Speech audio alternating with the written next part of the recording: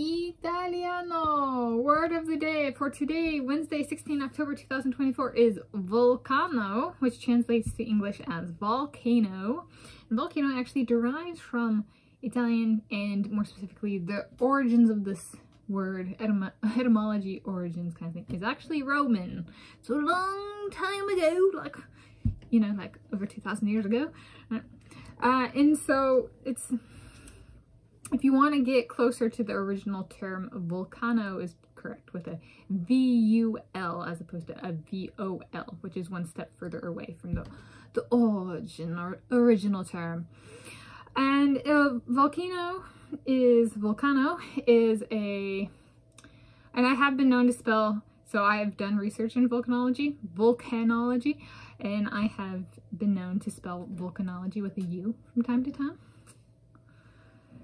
And yes, and I am part Italian, and well, no, I'm not part Italian, I'm part Roman by ancestral origins, modern day Italy, so yes.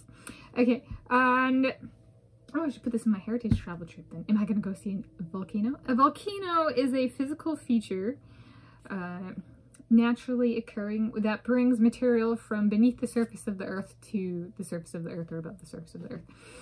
And usually it includes an eruption, includes liquid rock, but it can cool molten rock, but magma, but it can, and then once it comes out of the volcano, it's lava. But if it comes out as like ash, it starts as liquid and cools really fast because the inside of the volcano is super hot.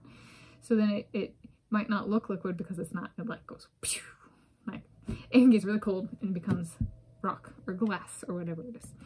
Okay, and there is a volcanic eruption. So when a volcano erupts, there are two broad eruption styles. There are the textbook all over the news lava flows that are slow moving and look very fluid and smooth, and that's called an effusive eruption.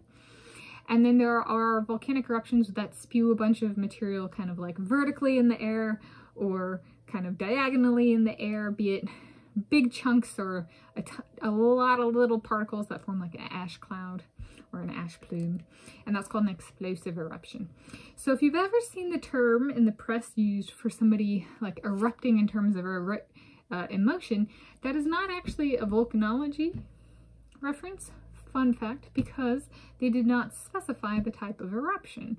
If they wanted it to be accurate, not dodo brain, they would have had to say explosively erupts or effusively erupts, right? Because the person erupting an emotion, like the volcanoes in Hawaii that are on TV with those lava flows, would be like somebody being very stoic and not showing emotion and being very reserved.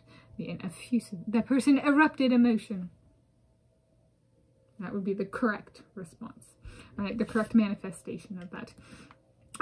So if somebody's like shrieking and stuff like that and putting their hands up, well, it's not explosive because the arms didn't get detached from the body, and it's not effusive because it's not slow and reserved, right?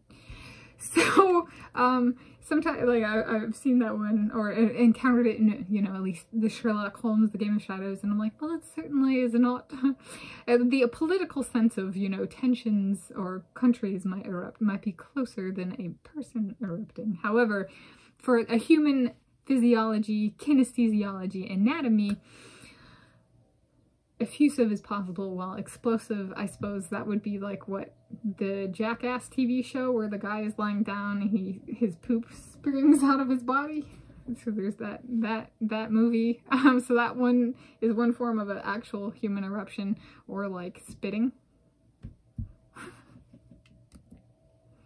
But like in terms of emotions, not physically analogous kind of whatsoever to a volcanic eruption.